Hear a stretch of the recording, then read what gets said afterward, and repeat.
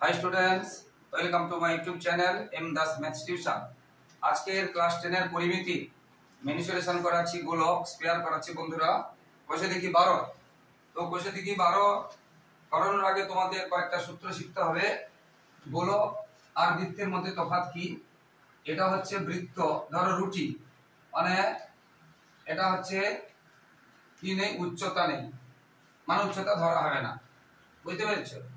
রুটি এটা হচ্ছে বৃত্ত, আর এটা হচ্ছে ফুটবল। এটা হচ্ছে মনে করো ফুটবল, এটা হচ্ছে উচ্চতাও আছে, দৈর্ঘ্যও আছে, প্রস্থও আছে, এটাকে বলে গোলক। ধরো তরমুজ, তরমুজ একটা গোলক, তরমুজ একটা গোলক, বুঝতে পারলে? এইবার এই যে গোলকে এই মাঝখান থেকে এটাকে বলবো ব্যাসার্ধ, আর দিয়ে প্রকাশ করা হয় ব্যাসার্ধ। এরও ব্যাসার্ধ আর দিয়ে প্রকাশ করা হয়। এটা যেটা বললাম বৃত্ত, এটাকে কি বলছে? বৃত্ত। আর এটাকে বলছে গোলক, এটাকে বলছে গোলক। তো এই বৃত্তের এই অংশটাকে বলছে পরিধি। কি বলছে? পরিধি। বৃত্তের পরিধি 2 পাই r। বৃত্তের পরিধি কি? 2 পাই r। আবার এই বৃত্তটা যখন পুরো অংশটা ধরবো তখন তাকে বলা হবে ক্ষেত্রফল। তখন তাকে বলা হবে ক্ষেত্রফল। বৃত্তের ক্ষেত্রফল পাই r স্কয়ার এবং বর্গ একক, বর্গ একক, আর এখানে শুধু হবে একক। তাহলে বৃত্তের ক্ষেত্রে পরিধি হলো 2 পাই r একক, আর পুরো অংশটা হলে কি হচ্ছে? ক্ষেত্রফল বের করতে হবে, সেটা হচ্ছে পাই r স্কয়ার বর্গ একক। গোলকের ক্ষেত্রে সমগ্র তলের ক্ষেত্রফল বের করতে গেলে গোলকের বক্রতল বা সমগ্র তল, বুঝতে পেরেছো? সমগ্র তল বা বক্রতল ক্ষেত্রফল বের করতে গেলে 4 পাই r স্কয়ার, 4 পাই r স্কয়ার। আর ক্ষেত্রফল মানে বর্গ একক। কারণ বৃত্তের ক্ষেত্রে বললাম একটা চ্যাপ্টা জিনিস, এই জন্য 1 বার পাই r স্কয়ার। কিন্তু গোলক, বুঝতে পেরেছো, উত্তর দক্ষিণ পূর্ব পশ্চিম যদি ধরা হয় চারদিকেই আছে, সেই জন্য 4 পাই r স্কয়ার বর্গ একক গোলকের সমগ্র তলের ক্ষেত্রফল। আর বৃত্তের কোনো আয়তন হয় না, যেহেতু এটা খুব চ্যাপ্টা ধরা, একটা পাতলা অংশ ধরা। কিন্তু গোলকের আয়তন হয় বা ঘনফল, আয়তন বা ঘনফল। গোলকের আয়তন বা ঘনফল, গোলকের আয়তন বা ঘনফল বলে, ঘনফল গোলকের আয়তন বা ঘনফল সূত্র হচ্ছে 4/3 পাই r কিউ ঘন একক। ক্ষেত্রফলে দেখো বর্গ একক ছিল, মানে বর্গ সেমি, বর্গ কিমি, বর্গ মিটার এরকম। আর এটা হবে ঘন মিটার, ঘন ডেসিমিটার, ঘন এরকম করব। তাহলে গোলকে সমগ্র তলের বা বক্রতলের ক্ষেত্রফল হবে কি? 4 পাই r স্কয়ার নিবে এটা। আর ভাপা হলে আর আয়তন কি হবে? 4/3 পাই r কিউ, এটা গোলক। এবারে আমরা যাচ্ছি অর্ধগোলক। মানে ভালো করে বুঝতে হবে। মনে করো একটা তরমুজের কথা বলেছিলাম, এটা গোলক, তরমুজ এটা গোলক বলেছিলাম। এই একটা তরমুজকে মনে করে এটা একটা তরমুজ। তো এই তরমুজটাকে আমরা যদি কাটি, এই মাঝখান থেকে যদি কাটি, দেখো এই পুরো তরমুজটা কি হচ্ছে? এই পুরো তরমুজটা গোল, সবুজ। এই পুরো অংশটা কি হবে? সবুজ রঙের আছে, সবুজ রঙের আছে। এবারে মাঝখানে যদি আমরা কাটি, এই মাঝখান বরাবর আমরা যদি কাটি একে, এই অংশটা কি বেরোবে? লাল বেরোবে, লাল বেরোবে। এবং এটা লাল বেরোবে, এই যে অংশটা, এটা পুরো বৃত্তের মতো। এই যে লাল অংশটা বেরোবে, এই যে লাল অংশটা বেরোবে, এটা সবুজ, এটাও সবুজ, আর এই অংশটা হবে লাল। তাহলে এই পুরোটার ক্ষেত্রফল আমরা বলেছিলাম 4 পাই r স্কয়ার। তার মানে এদিকে 2 পাই r স্কয়ার এই সবুজটা, আর এদিকে এই সবুজটা 2 পাই r স্কয়ার, দুটো নিয়ে হয়েছিল 4 পাই r স্কয়ার। মনে করো এইরকম অংশটা, এই একটা অংশ, এই একটা অংশ, পুরো তরমুজটা এরকম আছে গোল। এটা কাটলাম, এটা 2 পাই r স্কয়ার, এটা 2 পাই r স্কয়ার। কিন্তু মাঝখানে যে লাল অংশটা বেরিয়ে গেল, সেটা বৃত্তের মতো দেখতে। তার ক্ষেত্রফল কি বলেছিলাম? আগে বলেছিলাম বৃত্তের ক্ষেত্রফল পাই r স্কয়ার, পাই r স্কয়ার, পাই r স্কয়ার। তাহলে বুঝতে পারলে? তাহলে এই লাল অংশটার ক্ষেত্রফল পাই r স্কয়ার, আর এই অংশটা, এই সবুজ অংশটা অর্ধেক 2 পাই r স্কয়ার, আর এই অর্ধেক সবুজ অংশটা 2 পাই r স্কয়ার। অর্থাৎ অর্ধগোলক অর্ধেকটা গোলক। আমি এবার এটাকে আমি মুছে দিচ্ছি, এবার এটা মুছে দিচ্ছি। তাহলে কি হলো, অর্ধগোলক এটা 2πr², আর এই অংশটাই ছিল πr², এখানে দেখিয়ে দিয়েছি। তাহলে অর্ধগোলকের ক্ষেত্রে ক্ষেত্রফল কি হবে, 3πr², কারণ এখানে 2πr² আর একটা πr², অর্থাৎ হলো কত, 3πr²। কি না, অর্ধগোলকের ক্ষেত্রফল, অর্ধগোলকের সমগ্রতলের ক্ষেত্রফল। বক্রতল হলে শুধু 2πr², অর্ধগোলক কিন্তু বক্রতল বলবে, তাহলে এটা তো সোজা, কারণ তো সোজা হয়। এই অংশ চাইছে না, শুধু সমগ্রতল বলেনি, শুধু বক্রতল বলেছে, তখন 2πr²। প্রশ্ন মতো চেঞ্জ করে দিল, শুধু বক্রতল বলেছে তখন 2πr², অর্ধগোলকেরও। আর সমগ্রতল বলে তার সঙ্গেই লাল অংশটা যোগ হবে। তরমুজের কথা বললাম, তরমুজের ক্ষেত্রে লাল, সবার তো লাল নেই, মোটামুটি এই অংশটা হবে πr², তখন অর্ধগোলকের ক্ষেত্রফল কি হবে, 3πr²। কিন্তু আয়তন যেমন এই পুরোটার আয়তন কি হয়েছিল, এই পুরোটার আয়তন হয়েছিল 4π3πr³।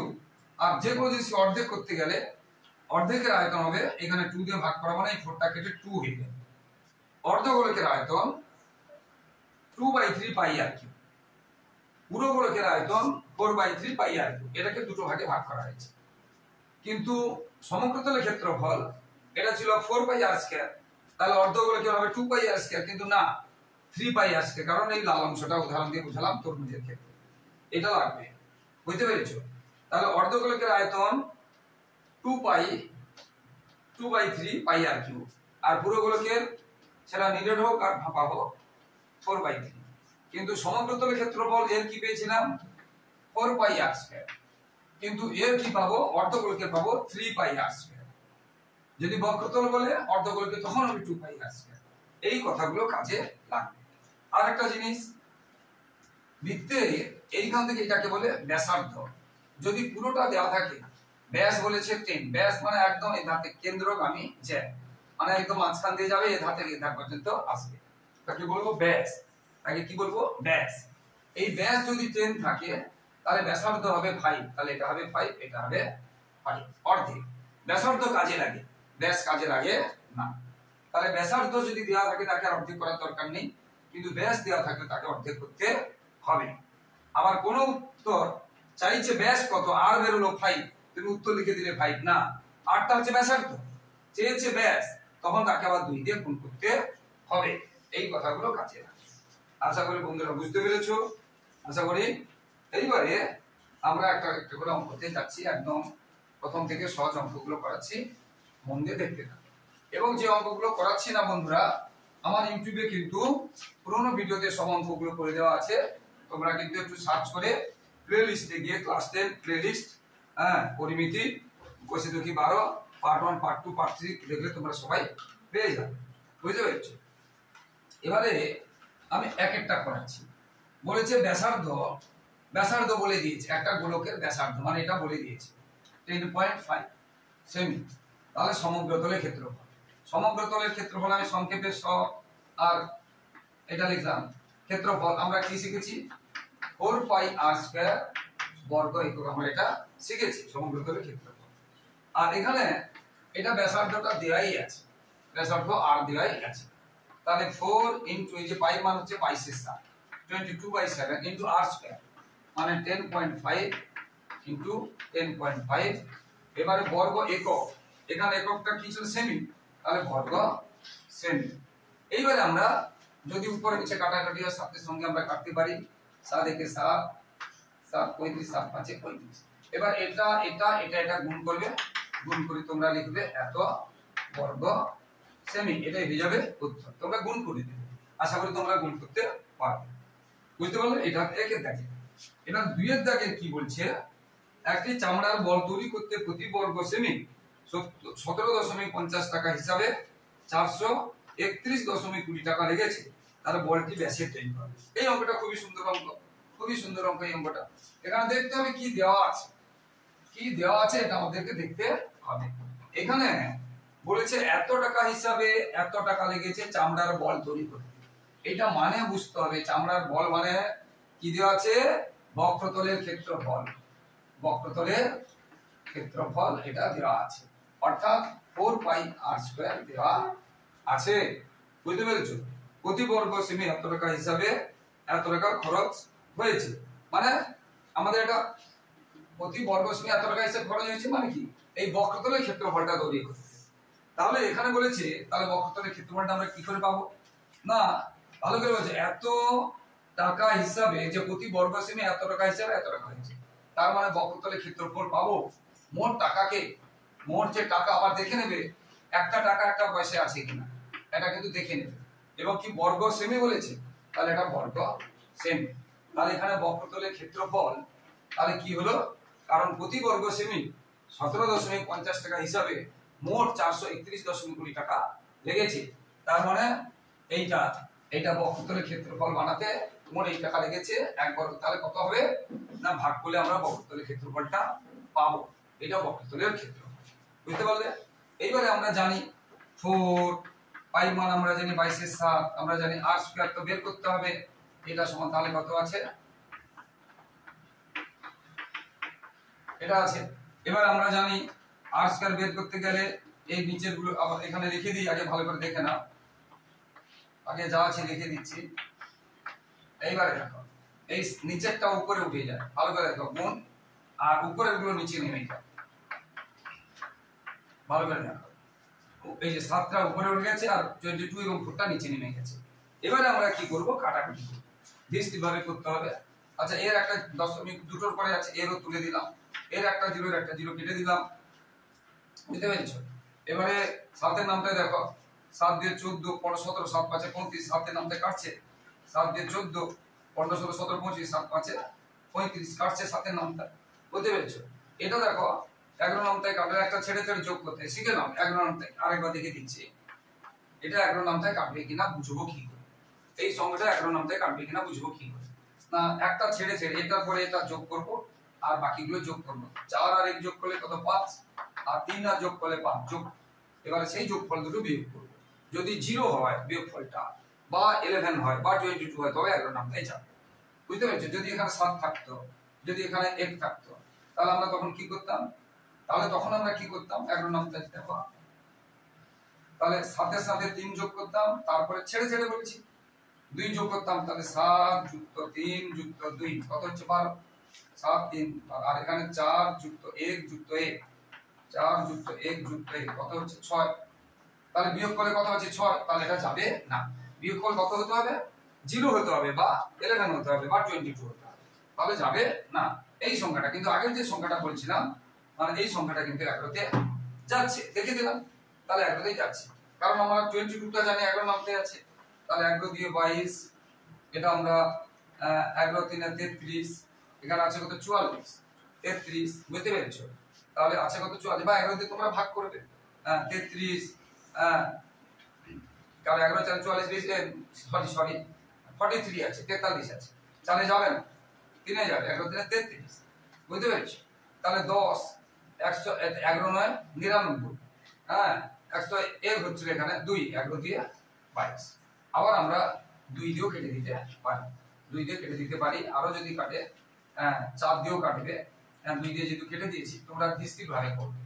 2 দিয়ে কেটেছি, 2 একে 2, 18 2 9 18, 2 6 12। এবার 4 দিয়ে কাটছি। অ্যাকচুয়ালি কাটার এই জায়গাটা দরকার ছিল আরো বেশি, কাটাকাটিটা ঠিক করে করবে, 4 দিয়ে কাটবি। এই 4 দিয়ে কেটে দিচ্ছি, 4 4 16, 19 4 9 36।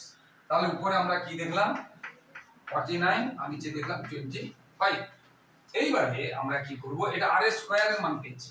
এবার জায়গা নিয়ে আমি মুছে করাচ্ছি। তাহলে r স্কয়ার যদি এটা পাই, r স্কয়ার যদি আমরা এটা পাই, তাহলে r সমান কত?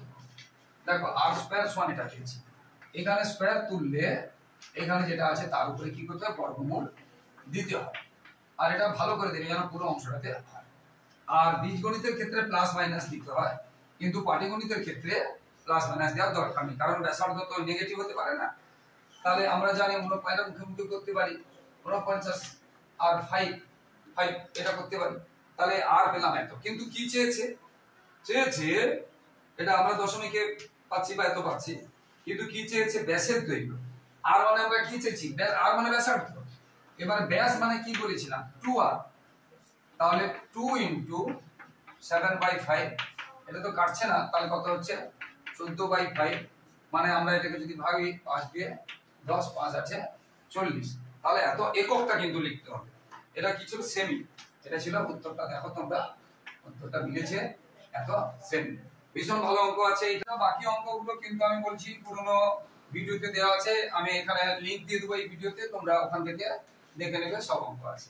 এবারে দেখো এখানে বলেছে 6 দাগেরটা, অর্ধগোলাকৃতি একটি বাটি তৈরি করতে এত বর্গসেমি পাত লেগেছে। অর্ধগোলাকৃতি বাটি তৈরি করতে, মনে করো এটা একটা বাটি, মনে করো এটা একটা বাটি, অর্ধগোলাকৃতি একটি বাটি তৈরি করেছে, একটি পাত লেগেছে। তাহলে এই দিকটা তো ফাঁকা, তার মানে শুধু এই অংশটা দেওয়া আছে। তার এই অংশটার সূত্র আমরা কি বলেছিলাম? 2πr²। অর্ধগোলাক, এই জিনিসটা বুঝতে হবে কিটা দেওয়া আছে। অর্ধগোলাকৃতি বাটি, অর্ধগোলাকৃতি বাটি এটা দেওয়া আছে, এই অংশটা তো ফাঁকা বাটি এখানে, তাহলে এই অংশটা তৈরি করেছে, মানে এটা কত? 2πr²। আর এটা যদি থাকতো যেমন তরমুজের ক্ষেত্রে, তখন এটা আরেকটা πr², মানে 3πr²। অর্থাৎ এখানে 2πr² সমান দেওয়া আছে, অর্থাৎ 2πr² সমান দেওয়া আছে, এটা বর্গ সেমি। তাহলে মুখের ব্যাস চেয়েছে, ব্যাস মানে পুরোটা চেয়েছে, কিন্তু আমাদের আর বেরোবে একটু আগে যেটা বের করলাম সেই রকম, তারপরে ব্যাসার্ধ। তাহলে পাইর মান আমরা জানি 22/7 ইনটু r²। আচ্ছা এটা পূর্ণ ভাঙিয়ে নিতে হবে, এটা পূর্ণ ভাঙিয়ে নিতে হবে। 7×4,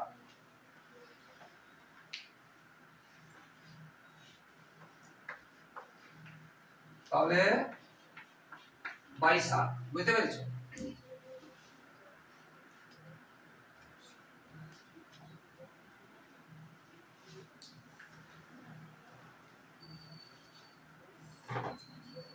তাহলে এটা হলো। এবার আমরা আগের মতো করেছি, তাহলে r² সমান কত হবে? আচ্ছা একটু কাটাকাটি করতে হয়, একটু দূরে রাখছি।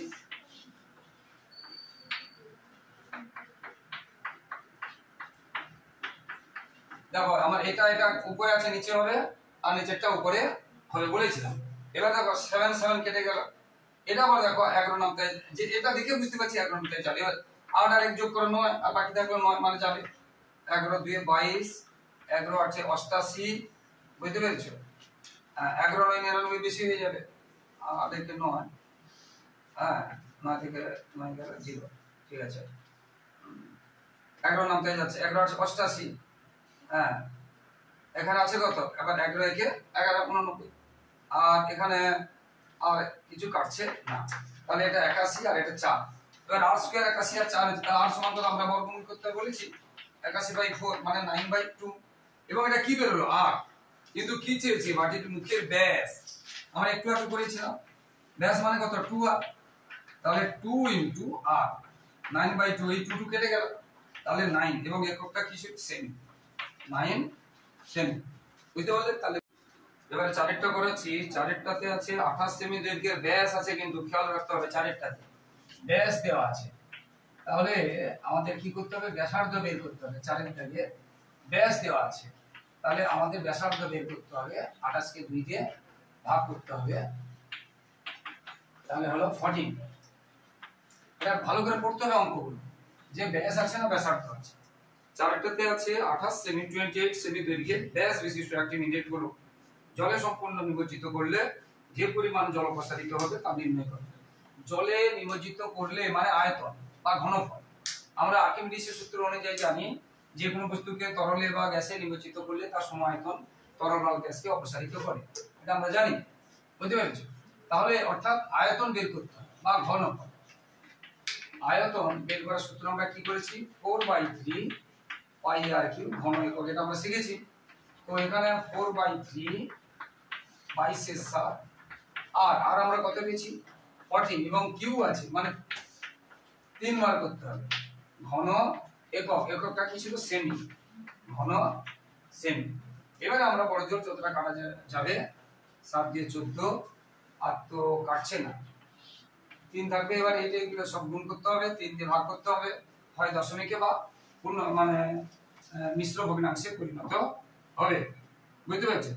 জলে সম্পূর্ণ নিমজ্জিত করলে যে পরিমাণ জল অপসারিত, এটা আছে আয়তন, গোলকের আয়তন বের হলো, এটা গোলকের আয়তন বের হলো। অর্থাৎ এবারে লাস্টে লিখবো অতএব এত ঘন সেমি জল অপসারিত হবে। এটা তোমরা কি করবে, তো কাটাকাটি যাচ্ছে না, এটা এটা এটা এটা গুণ করে 3 দিয়ে ভাগ করে, এটা গুণ করে বসাবে, তারপরে 3 দিয়ে ভাগ করবে। বুঝতে পেরেছো? আর দশমিকে করতে পারো বা মিশ্র ভগ্নাংশে করতে পারো। এইভাবে কিন্তু অঙ্কগুলো হবে। বুঝতে পেরেছো? এবারে আমি 8এরটা করাচ্ছি। 8এরটাতে কি আছে দেখো। তো বন্ধুরা, যারা আমার ইউটিউব চ্যানেলটি দেখছো সকলকে অসংখ্য ধন্যবাদ। আর যারা আমার চ্যানেলে নতুন প্রিয় ছাত্রছাত্রী এবং যারা দেখছো সকলকে অনুরোধ যে চ্যানেলটিকে সাবস্ক্রাইব করে শেয়ার করে একটু সাপোর্ট করে একটু হেল্প করে একটু পাশে থাকো বন্ধুরা। আর লাইক ও কমেন্ট করতে ভুলবে না।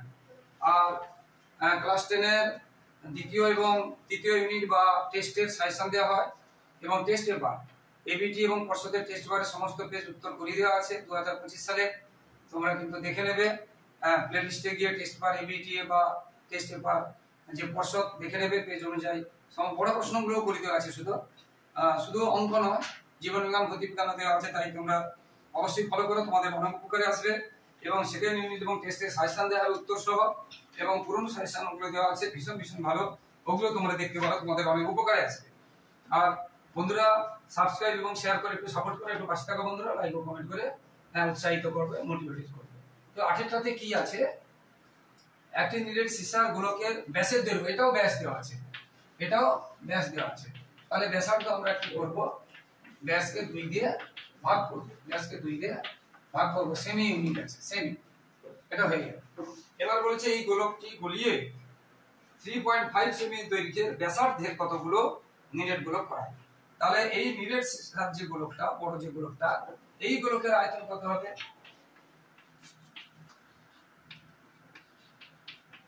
এই গোলকটির আয়তন বা ঘনফল কি হবে আমরা জানি, যেটা করেছিলাম 4/3 পাই আর কিউ ঘনক, অর্থাৎ 4/3 22 7 ইনটু আর আমরা কত পেয়েছি 7 7 ইনটু 7 ইনটু 7 ঘন সেমি।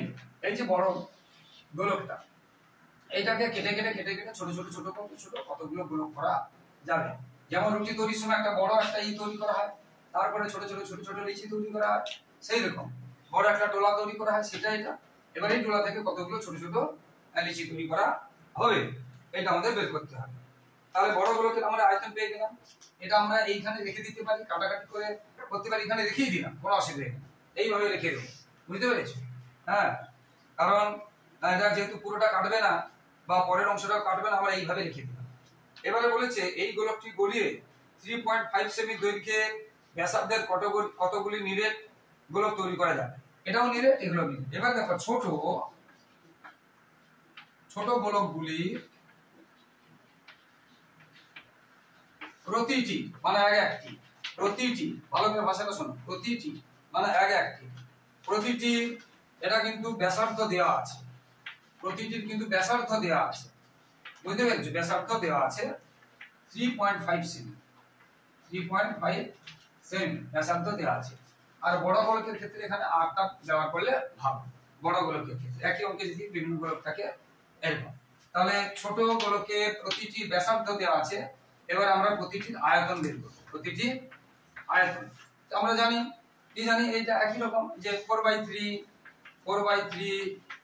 গুণ 22 7 গুণ তাদের যে ব্যাসার্ধ আছে 3.5 3 বার 3.5 এবং ঘন সেমি একই রকম আছে, ঘন সেমি। তাহলে 4/3 মানে পাই মানে 22 7 গুণ আর কিউ, আর মানে 3.5 3 বার কিউ, হ্যাঁ, ঘন সেমি। তাহলে একটা ছোট গুলোর আয়তন, আর এটা বড়, ধরো বড়টার আয়তন কথাটাই বলছি 100 হয়েছে, ছোটগুলোর আয়তন ধরো 10 হয়েছে। তাহলে কটা হবে না 100 কে 10 দিয়ে ভাগ করব। বড়টার আয়তন ধরো 100 ঘন সেমি হয়েছে, ছোটটার আয়তন ধরো 50 হয়েছে, কটা হবে না 100 কে 50 দিয়ে ভাগ করব। এইভাবে তাহলে কতগুলো হবে, তাহলে কতগুলো নিরেট গোলক হবে। তাহলে এই যে বড় আয়তনটা আমাদের যেটা বের করেছিল, এই যে বড় আয়তনটাকে আমাদের এই ছোট আয়তনটাকে কি করতে হবে, ভাগ করতে হবে। আমরা কাটাকাটি করলাম না, এখানে রেখে দিলাম, ঠিক আছে। এবারে অতএব আমরা কি লিখবো, ছোট যে গোলকের সংখ্যা যেটা চেয়েছে কতগুলি হবে, কতগুলি হবে মানে সংখ্যা। অতএব ছোট গোলকের সংখ্যা, অতএব ছোট গোলক গুলির সংখ্যা। তো সংখ্যাটা আমরা কি করব, যেটা বললাম, বড় গোলকের আয়তনকে ছোট ছোট একটা গোলকের আয়তন দিয়ে ভাগ করব। ছোট ছোট একটা গোলকের আয়তন দিয়ে ভাগ করব। বড় গোলকের আয়তন কি ছিল?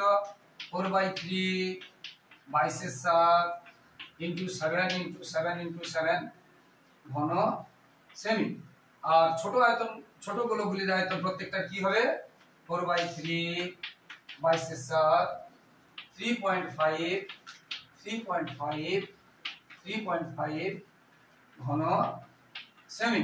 ঘন সেমি কেটে দিলাম। 4/3 কেটে দিলাম। 22/7 কেটে দিলাম। এবারে জায়গাটা হয়ে গেছে, এবারে আমি মুছে নিচে করাচ্ছি। বুঝতে পেরেছো? দেখো, তো এখানে দেখো আমরা জানি এই নিচে দশমিক